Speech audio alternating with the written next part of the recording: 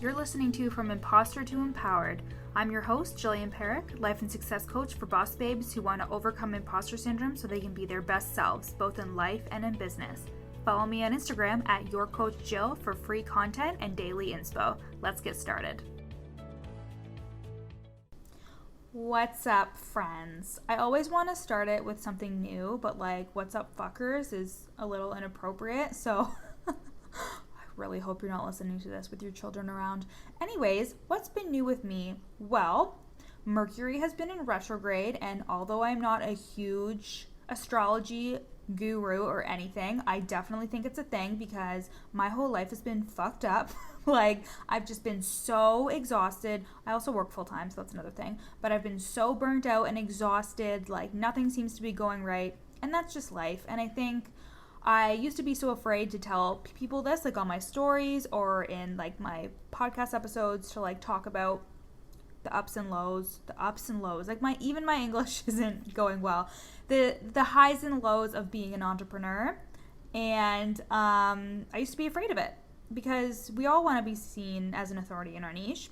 But sometimes you might think that if you're real or you're raw or you're vulnerable, that means that you can't be authentic, and that's not the case. That's a whole reason why you're listening to this podcast. It's a whole reason why you follow me or are engaged with my content, because I want you to know that you can be authentic and real and vulnerable and be yourself so you can beat your inner imposter and you can still be seen as a badass, capable bitch. Badass, capable bitch. Oh, the swearing is real today. So, I just got off an interview with Melissa Wolf, and she is doing an empowerment summit, which I'll see if I can put the link in the show notes, but if not, it'll definitely be on my Instagram. But her Instagram is The Wellness Wolf. You'll be able to find her that way. And she is doing this free empowerment summit for women, and I was on the very first day. I am the pre-empowerment interview talking all about imposter syndrome. So you definitely need to check that out.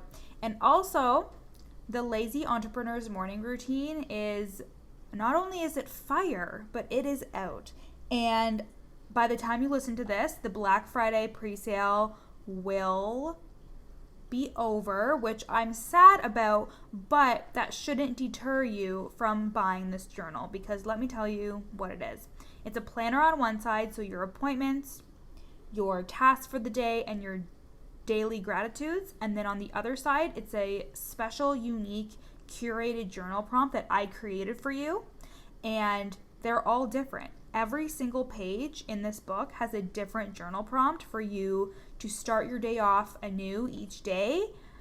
Hence why it's called the Lazy Entrepreneur's Morning Routine. It is for you to revolutionize your morning routine and really get yourself into a reflective state before you start your day.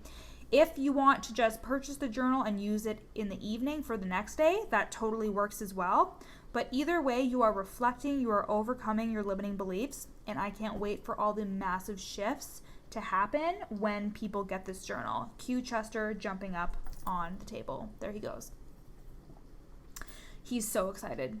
He's so excited about the journal too. He sees me sitting on my couch every morning, meditating, and then I pull out my big fucking clunky planner and my big clunky journal, and he's like, dude, you need to create something that is all in one.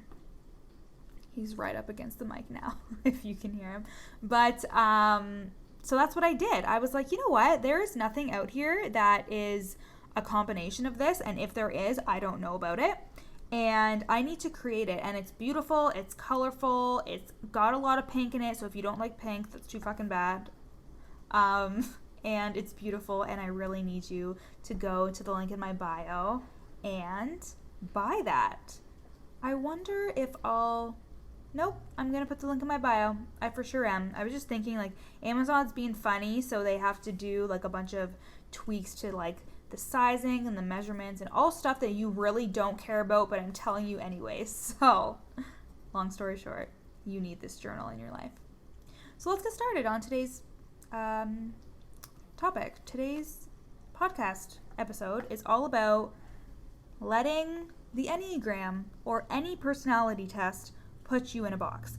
I did an IGTV about this recently, and I got a lot of feedback from people being like, yes, this is so true. So when I saw all the feedback, I was like, okay, I definitely need to do a podcast episode about this. Okay, Chester, like, seriously? Is this really happening? I'm so sorry. He literally comes out to play when I'm trying to podcast, and I just need to accept it. So I'm so sorry if that hurt your ears. But anyways, so I am one of those people who loves taking personality tests. I love the love languages test. I'm acts of service and quality time, if you were wondering. I love the enneagram. I'm a 1 with a wing 2. I think if you were wondering, I'm probably going to have to retake it again. I love Myers-Briggs. I love all these personality tests because really, whenever you take a personality test, you're basically just looking for confirmation that your traits and that your habits make sense, because that's what our brain seeks. So our brain seeks a story, and that's why, let's say a guy doesn't text you back, you're going to create a story in your head of why that's the case. And it's just natural. It's just a natural way that our brain reacts to unpredictable behavior. And that is my dishwasher in the background. Like, will I ever have a normal podcast recording episode? Probably not. So anyways, our brain tries to predict the unpredictable. So when we have traits or behaviors, or we act in a certain way that we know may not be conducive to our life, or even just in general of who we are as people, when we see it come through on a personality test or your astrology chart or what have you, we're like, oh my God, yes, this is me. This is who I am. And I'm not saying that that's not great. There are so many things on the enneagram that, like, I was like, wow, this is really me, and this is the reason why I do it. The same thing with human design. One of the things with regards to my human design, I am a generator, is like, I'm not supposed to be going out and seeking clients. I'm supposed to be putting out the value, being as helpful and generous as I can with my audience, and people are supposed to seek me out. So that's something that I really resonated with, because I was like, oh my God, yes, it's so exhausting for me to like go out and pitch. Like, it just doesn't feel authentic to me, but I do it anyways because that's just the unglamorous part about having a business. But that made sense to me. And I'm not saying that you can't use that as kind of like a way for you to see what type of personality traits you have. But when it creates limiting beliefs, that's when we want to question if we're actually doing this self-fulfilling prophecy of just thinking, well, this is just the way I am, so I can't do A, B, and C. So, for example, if I took my human design reading as complete facts essentially, and said, okay, it doesn't feel real or authentic to me to go out and pitch to people, I'm not going to do that. I may miss out on opportunities in which somebody is like really needing my help and they're reaching out to me and they're asking questions, and if I don't take that next step in saying, hey, do you want to jump on a sales call? Do you want to do this or this? That may stop me from working with that client, because sometimes there are people who need our help, and unless you kind of like nudge them in the right direction, they're not going to take that step because of fear, or they're too proud, or their ego is getting in the way, or whatever it may be. So if I took my human design as complete facts and never pitched to anybody, that would be limiting me. And we don't want our personality tests to limit anything that we do. And I know that this may seem like basic knowledge when you're listening to it, but really think about if you've taken a personality test, or if you've even like something as simple as the love languages. So believing that you receive love a certain way is totally relevant. So I really do enjoy when my partner does things for me, like unstacks the dishwasher or gives me a massage or whatever, acts of service. But I also like gifts, and I also like words of affirmation. And it doesn't mean that things have to be one way. And especially when it comes to your personality, you are a growing, living, breathing human being, and you are a human being, not a human doing. I'm sure you've heard that before. And there are different parts of you that are going to come out as you get older. You're going to learn things about yourself as you go on, and you're going to have experiences that really test you, and they will bring out different personality traits, or you will be completely reshaped into a different person. The beliefs you have at this age, so let's say I'm 27, because I am, unfortunately, I will have different beliefs and different values in about 10 years because I'll have kids. I'll have a different life. And the thing to remember is when you take a personality test like the enneagram and you put yourself in a box, it doesn't allow you to see your potential. It doesn't allow you to go deep and really figuring out, are these my actual personality traits, or are they limiting me in terms of what I believe is possible for my life? And not to say that you can't take a lot of what is in those tests and use it to your advantage. Please do.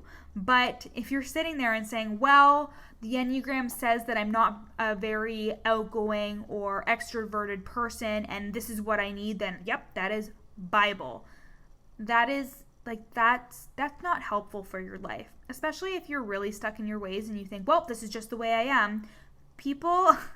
First of all, I feel sorry for your friends and family because nobody likes a person who says this is just the way I am. Like, we all have the capability to learn and to grow, and I really want you to remember this when you are taking these tests. These tests can be amazing. These tests can bring out things that you're like, fuck, I never knew that about myself, and now I do, and that's totally who I am. But don't let it create a limiting belief that stops you from recognizing your potential, from going out and being a certain way. Sometimes I like to challenge the things that I learn in personality tests because you can't put anybody into a box. Everybody is different. Your personality is so multifaceted.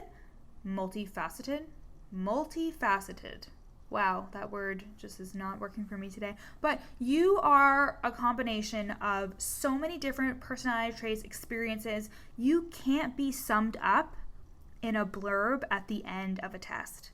You can't. Nobody can. And that is the beauty of being a human.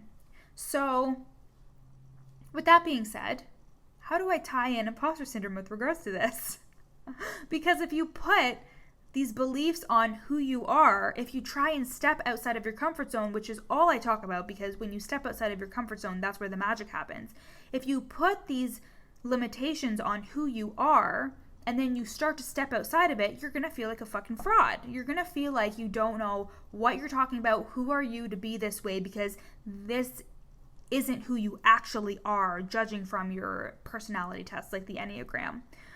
But the thing is, this is just a guideline. The Enneagram or any other personality test are just suggestions for who you may be and how you may react in certain situations. But you are ultimately the person who decides. You are the person who gets to choose who you are, what you do, and who you become at the end of the day. So don't let any personality test put you in a box, because you can't be put in a box. And you will be your authentic self by paying attention to these things, but also being aware and critically analyzing the things that come up for you in something like the Enneagram. And thinking, is this who I actually am, or am I just fulfilling that self-fulfilling prophecy of I see it, so I believe it, that therefore I am? Something to think about. So, I hope you guys like this episode. I'm trying to keep them short and sweet. Don't forget that the Lazy Entrepreneur's Morning Routine is out for your viewing pleasure, for your journaling pleasure. Overcome those limiting beliefs and reflect in the morning to really set your day up right. A planner and journal combination. Who doesn't want that? That's going to be at the link in my show notes. And I hope you guys have a wonderful day. Thanks for listening to this episode of From Imposter to Empowered with me, Jillian Perrick, life and success coach for boss babes who want to overcome imposter syndrome. You can find me on Instagram at YourCoachJill, and for information on my services and any freebies, you can go to www.northernresolutions.com. See you next time.